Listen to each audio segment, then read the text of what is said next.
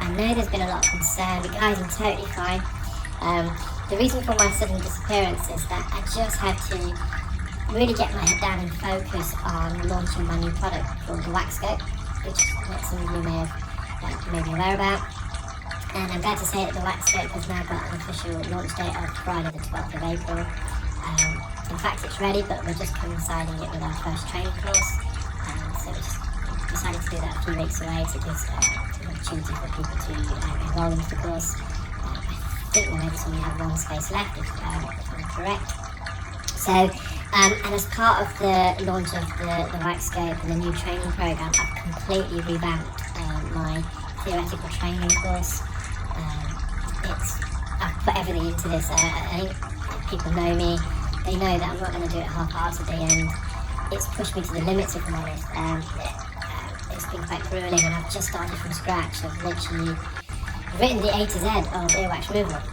Not only written it, I've presented it in PowerPoints, and I've narrated over it. So yeah, it's 15 hours of me talking non-stop. So for some of you that might be heaven, but for some of you that might be hell. For me, I'm sick and tired of hearing my own voice. It's just been, it's constant talking to a microphone. And when you're doing these narrations, if you make a mistake, I just started from scratch. Some of these slides are like 10, 20 minutes, and it could be the very last minute where I probably said something slightly inaccurate or I wasn't pleased, and I just started from scratch. But I am my own worst enemy. Anyway, guys, that's kind of been launched now. These modules are only accessible to candidates who are enrolling into the course. In future, I might actually write a book, because I've got all the material now, and it's really, really extensive in-depth knowledge.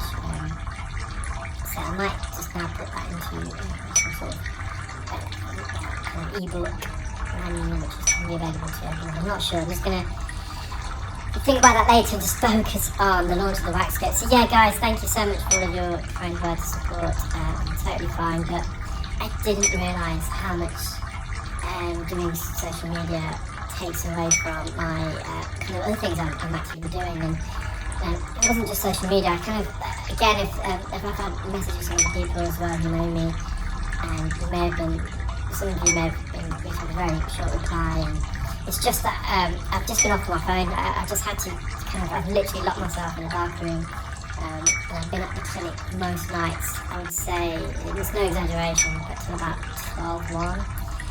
Yesterday I got home at 9 o'clock in the evening, and I didn't know what to do with myself. And so I put my feet up and I watched a nice movie, and it felt really good.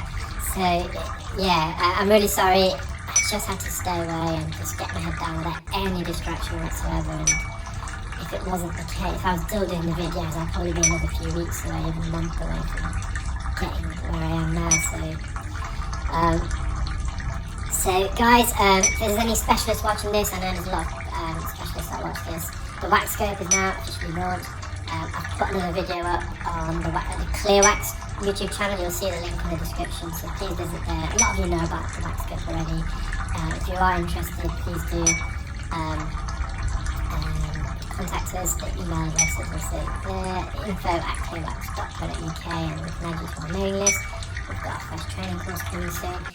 For people who are already performing earwax removal using direct visualization, so an endoscope, a head loop, an ENT microscope, the Waxscope is designed in such a way where it's actually kind of like a video otoscope, which all kind of ear specialists should be comfortable using. So you may not actually need direct training for it face to face. It could just be some online training, because essentially all the skills you've got is transferable and it's easier. But because it's a new product, I don't want to start selling that product to experienced. These are for people who are already doing earwax removal, guys, not anyone who's new to it, even if they are suitably qualified. Someone who's never done earwax removal but they are suitably qualified, they have to come on the course. But who already experienced it. With an endoscope it's different. With an endoscope you could be doing earwax removal using a microscope or loose, but those skills are not really transferable to an endoscope, and in fact experience has shown me that it's actually easier to teach someone to use an endoscope. So again, someone who's suitably qualified, like an audiologist, a nurse with ear experience, or a paramedic with ear experience, or a GP or ENT, or a hearing care assistant who's been qualified for a number of years and they've got supervision at hand. it's easier for me to train these suitably qualified professionals and clinicians to use an endoscope because I've never done earwaxing before. So people that have used a microscope ahead, it's because the skills are completely different. They're non-transferable, they're really not. And the way you position your hand and you hold the instruments is completely different. So, so the waxscope, we've had a lot of interest from abroad, and I know a lot of people will probably be watching this video. So guys, when we start selling in different countries, we have to get all the regulations, so it's all going to take time. But just bear with us. We're just going to put everything into this. So I'm just going to focus on the UK first, and the European market, and just make sure it's running as I want. So, but yeah, it's exciting times ahead. The hard work now begins, I think. It's been a long journey, 2, maybe 3 years. In fact, the waxscope is the concept conceived back in 2017. I remember the day very vividly indeed. And I put a hand to paper and I drew exactly what I wanted, and to be honest, the end result's not too far off. So I'm fine, guys, don't worry, and we'll just go back to this case. This patient, you can see they've got really sticky kind of caramel type of wax. There's a keratin dead skin here. It's probably a type 6 scale on the modified Rye Bristol stool chart, experiment chart. Some of you may have seen this chart that I developed, and I've included it into our new training material. And some of you may have been wondering why didn't I use the Curette. Now I used the Curette on the other side, and that'll give you kind of a hint. Sometimes the wax can be too stodgy like this, and keratin too stodgy. When you use a Curette, you're just spreading it against the canal wall, and it's even more difficult to remove. In fact, I did make that kind of mistake in the opposite ear. And I then had to, I did get a lot of wax out though, but then I had to resort back to the microsuction. And also this case, the wax, when it gets deep against the eardrum, you can't really use Curettes because instruments like that. Maybe the ear pick, because it's low profile, it's very small diameter tip. But again, for the new ear pick that I've developed, it's not suitable for this. I did read somewhere actually that I think so some of you guys may know my colleague Connor, who's got his own YouTube channel, the hearing specialist. So Connor contacted me, and I've also had contact today with Reese's Reese's company, and Clinical Leads contacted me today, and they wanted the new instruments to give it a try. So although they've officially launched them on the 12th of April, I've made if they want to purchase it, I've just kind of given that allowance to them because I've worked with both of them before. And so Connor did a video recently, and I did watch that, so it was very interesting to watch, and he did really well. Because I didn't realise Connor, he mentioned in videos that he doesn't use instruments as much as he feels he should, and I agree. I think a lot of us kind of probably a bit more reliant on suction than we should be. I think mainly because we just don't want to cause trauma to the ear canal. Whenever you use instrumentation, you're at risk of making contact with the canal.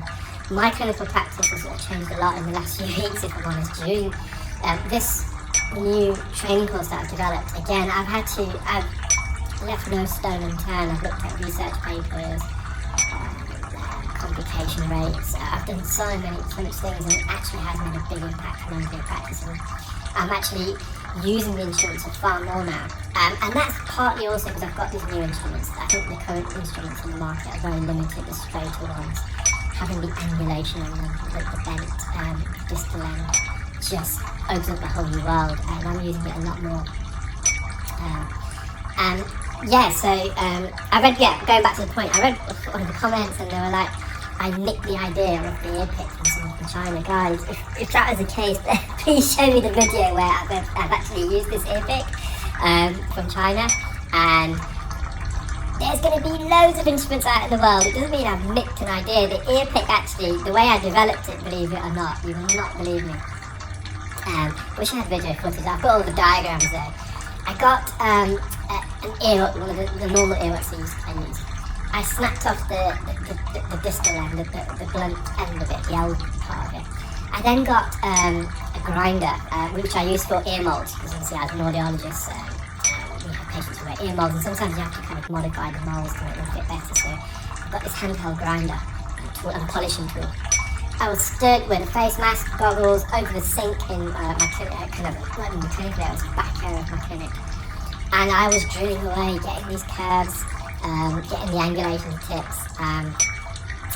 So no, yeah, it was just really funny reading stuff like that. So guys, just calm down a little bit. Just don't know why you have to be so kind of always controversial. Just let it be. Just take a chill pill, some of you guys. It was just a couple of comments that I read were so funny and hilarious. And oh, if only they knew how much work I put into this. And of course, there's other stuff there that's in the market we might get inspiration from. But the ear pick was a concept completely in my mind, and I actually developed the ear pick to work with the wax scope, because the ear hook can be a bit difficult to use.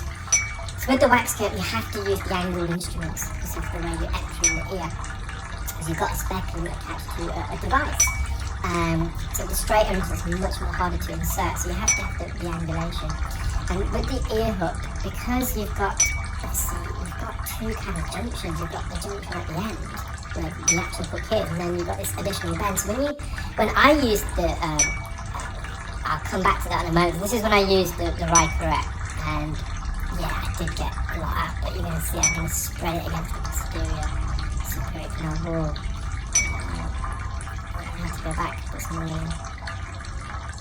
So with the wax scope with the ear hook, because I normally, when I use it, and different people are different, I know when I've trained people that don't do this, but I've got a tendency, when I'm getting the hook in behind the wax and canal wall, I then twist it in my finger, I rotate it in my finger, so it's like a lock and key mechanism. With that, you can't swivel it with your finger with the angled ear hook, because you've got two bends. I hope that makes sense. When you swivel it, you're going to rotate one axis and then another axis. So you can still do it, but it's a bit more tricky. So you can see all that. I've spread it against the floor, and I'm going to try and rectify it, but some of it is coming away, but I'm spreading a lot of this as well. Yeah, but the fact that this has got an angle, it just allows me much more access. So with the ear hook, I needed to come up with another concept as a replacement to the ear hook, because it has this kind of parallel L bend. So with the ear pick, it's a complete different angulation. You're not having to rotate it in your fingers. You're almost using it like a correct. And the ear pick for me has become one of my favourite instruments. And I've got loads more cases. And to show you guys with that, and even if it doesn't remove all the wax, it opens up space that I can then put drops in or use another instrument. It's kind of, and the correct, I don't really use the ear hook much now, guys. Nowadays you may have noticed that, because the correct's just got such a thin profile. It enables you to glide in spaces. I still use the ear hook, don't get me wrong, but far less. I'm more reliant now on the correct than the ear pick. But yeah, so you're going to see me using them a lot more now. And you'll see, you'll notice there's probably other subtle differences in my technique that I feel is, for viewing pleasure it may not be great, but for patient comfort and for procedural ease as well, it's going to be more beneficial. So yeah, it's going to be interesting times ahead. I think this patient had been poking their ear a little bit. I think I mentioned, you might have seen lights like this swelling just to the right there. It's really interesting. So yeah, cut the blockage out. I'm just mopping up around the edge a little bit.